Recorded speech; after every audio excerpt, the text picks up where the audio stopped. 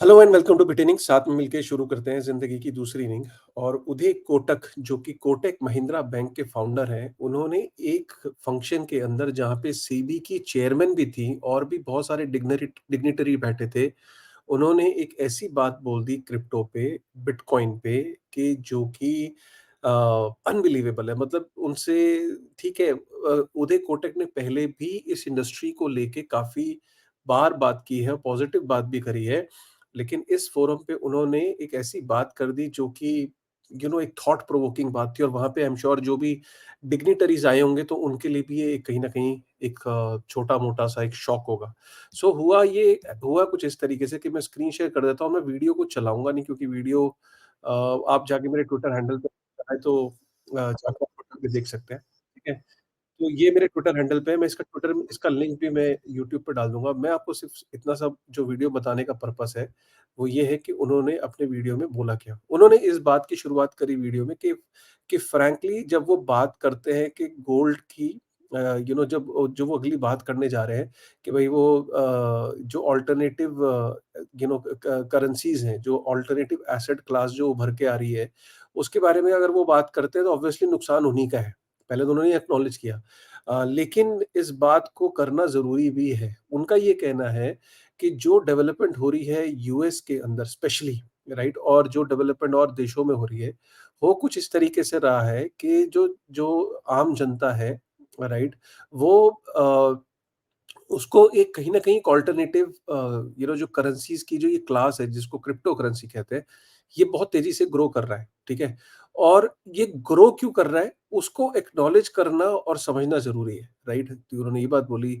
और उन्होंने ये बोला कि भई जिस तरीके से अमेरिका के अंदर पिछले कुछ समय में जो मनी प्रिंटिंग हुई है, जिस तरीके से वहाँ पे जो डेट है, उसका साइज़ जो ट्रिलियंस में, 2020 से अगर हम देखें तो जितना डॉलर एग्जिस्टेंस पे है उसका 2020 के बाद से 40% जो डॉलर जो है वो 2020 के बाद जो है वो प्रिंट हुआ है, जो सप्लाई में आया है। तो इससे आप अंदाजा लगाएं कि जो इन्फ्लेशन की स्थिति यूएस के अंदर देखी गई और जो डेवलप्ड इकोनॉमीज में देखी गई, तो जो ये जनता है, राइट, उसकी इस वक्त जो प्रायोरिटी है वो कैपिटल फॉर्मेशन नहीं है, वो कैपिटल को ग्रो नहीं कर रही है। वो कह रही है कि मेरी जो एग्जिस्टिंग कैपिटल है, क्या मैं उसको प्रिजर्व कर लूं, राइट? तो कहीं ना कहीं जो कोटक महिंद्रा जो फाउंडर है उदय कोटक का कहना ये था कि इस वक्त जो प्रायोरिटी है, जिस हिसाब से मनी प्रिंटिंग हुई है, राइट, जो खासकर यूएस का उन्होंने एग्जांपल और इशारा करते हुए उन्होंने बोला कि उसमें ऐसा लग रहा है कि आज की डेट में जो जनरल पब्लिक है, उसका जो गोल है वो ये कि उसके पास जो एग्जिस्टिंग जो कैपिटल है, जो उसके पास पैसा पड़ा है, उसको वो प्रिजर्व कर ले अगेंस्ट द मनी डिबेसमेंट। क्योंकि जब आप मनी सप्लाई बढ़ाते हो, जब आप मनी प्रिंटिंग करते हो, तो आप एक्चुअल में जो आपकी एग्जिस्टिंग मनी है, जो एग्जिस्टिंग मनी इन सर्कुलेशन है, उसकी जो परचेजिंग पावर जो है वो उसको आप डीवैल्यू करते हो, डीबेस करते हो। तो आपकी एग्जिस्टिंग जो मनी होती है वो डीवैल्यू हो जाती है जब फ्रेश मनी सप्लाई आप करते हो, फ्रेश मनी जब आप प्रिंट करते हो। तो जो एग्जिस्टिंग जो जनता है वो इसको काउंटर हेज करने के लिए, वो अल्टरनेटिव एसेट्स क्लास की तलाश में है।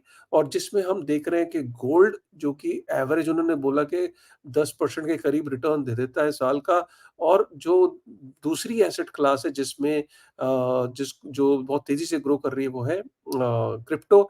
और वो एक्चुअल में क्रिप्टो और बिटकॉइन वर्ड को आपस में वो चेंज नहीं कर पाए। एक्चुअली में वो बिटकॉइन की तरफ इशारा कर रहे थे क्योंकि उन्होंने एक एग्जांपल दिया कि इसी साल अगर हम देखें, जो पिछले साल हम देखें कि बिटकॉइन ने 3x ग्रोथ ली है। तो उन्होंने इनफैक्ट ये बोला कि 23,000 पे हुआ करता था, मैंने देखा, और अब वो 73,000 के आसपास है। तो उन्होंने कुछ इस तरीके से भी एग्जांपल देने की कोशिश करी, तो उनका इशारा बिटकॉइन की तरफ था। और उन्होंने ये भी बोला कि अब वहाँ पे बड़े-बड़े जो देश हैं, जो खासकर अमेरिका के अंदर जिस तरीके से इसे रेगुलेट किया जा रहा है और जो इसके सराउंडिंग जो फ्रेमवर्क बन रहा है, हमें उसे क्लोज़ली देखना चाहिए। और उन्होंने ये भी बोला, सेबी की जो चेयरपर्सन थी वो पीछे बैठी थी और एक इशारा किया उनकी तरफ देख के कि अभी रिसेंटली सेबी की चेयरपर्सन ने भी ये एक्नॉलेज किया कि जो जो इंस्टेंट सेटलमेंट की जो पावर है, जो यूनिक एडवांटेज है, क्रिप्टो एसेट्स के अंदर, और वो उसकी तरफ जो जनता है वो अट्रैक्ट हो रही है, इंस्टेंट सेटलमेंट और फाइनैलिटी की तरफ।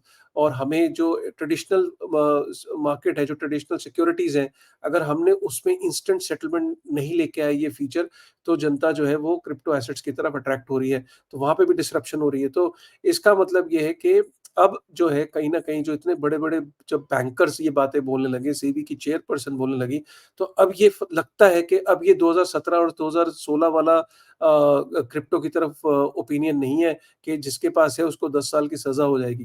यू रिमेंबर दैट कि इस तरीके का प्रोविज़न भी आया था। आज हम 2024 में 7 साल बाद काफ़ी सारा ओपिनियन चेंज होता दिख रहा है। मैं मानता हूँ कि जो फाइनेंस मिनिस्टर हैं, उनके बातों से ऐसा नहीं लगता है कि उनका ओपिनियन कुछ चेंज हुआ है या आरबीआई का कुछ ओपिनियन चेंज हुआ है।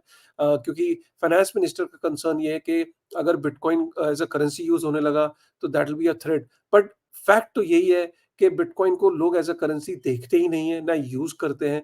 बिटकॉइन को पूरी दुनिया में जो देखा गया, वो बिटकॉइन को यूज़ करते हैं as a store of value. जैसे गोल्ड को लोग लेते हैं, बाय करते हैं, या तो उसकी ज्वेलरी या उसको उठा के लॉकर में रख देते हैं as a investment. Nobody uses gold as a currency. Similarly bitcoin को भी एज़ अ डिजिटल गोल्ड देखते हैं, एज़ अ करेंसी नहीं देखते हैं। आप उनको बोलोगे भी जनता को वो स्पेंड नहीं करती है। सो वो थ्रेट बिटकॉइन की तरफ से नहीं है। द ओनली पॉइंट जो जनता यूएस के अंदर भी अगर आप देखो तो सेविंग्स के अराउंड प्रोडक्ट बना है ईटीएफ के फॉर्म में। उसी तरीके से यहाँ पे भी ये बन सकता है। और वहाँ जो कंपनीज़ हैं, जिस तरीके से बिटकॉइन को बाय कर रही हैं और अपनी बैलेंस शीट पे डाल रही हैं, कहीं न कहीं उस तरीके का प्रोविज़न इंडिया में भी अगर आ जाए, तो हमारी इंडियन कंपनीज़ अमेरिकन कंपनी से पीछे नहीं रहेंगी। आज आप हालत देखो कि अमेरिकन कंपनीज़ कितनी तेज़ी से बिटकॉइन को बाय कर रही हैं, अपनी बैलेंस शीट में रख रही हैं। ब्लैक रॉक जैसे फाइनेंशियल इंस्टीट्यूशंस जो हैं, वो 1-1% सप्लाई लेके बैठ गए हैं बिटकॉइन के। ऐसा ना हो कि कहीं हमारे एंड पे बहुत ज़्यादा देरी हो जाए। तो ये बड़ा इंपॉर्टेंट वीडियो था, मुझे लगा आप तक शेयर करना चाहिए। मैं डिस्क्रिप्शन में इस वीडियो को डाल दूँगा। प्लीज़ ये वीडियो को ज़रूर देखिएगा। इंग्लिश में है वीडियो, अगर इन केस आपको थोड़ा-सा इंग्लिश में डिस्कम्फर्ट लगता है, तो मैंने आज आपको एक्सप्लेन करके बता दिया। एग्ज़ैक्टली जो मैंने बोला है, उन्होंने एग्ज़ैक्टली वो नहीं बोला है। मैंने उनके भाव का जो उनका जो कहना वो चाहते हैं, उसके सार को उसकी जो मीनिंग है, उसको अपनी तरफ से बताने की कोशिश करी। एग्ज़ैक्टली उसको ये मत करिएगा वर्ड बाय वर्ड जो उन्होंने बोला मैंने वैसे ही कोट करके बताया। उनका जो ओपिनियन था, उसके पीछे का जो मीनिंग था, वो मैंने आपको बताने की कोशिश करी है। बाकी डिस्क्लेमर ये है कि आप एक बारी उनका जो वीडियो जाके ज़रूर देख सकते हो, ठीक है ना? चलिए with this thought, thank you very much.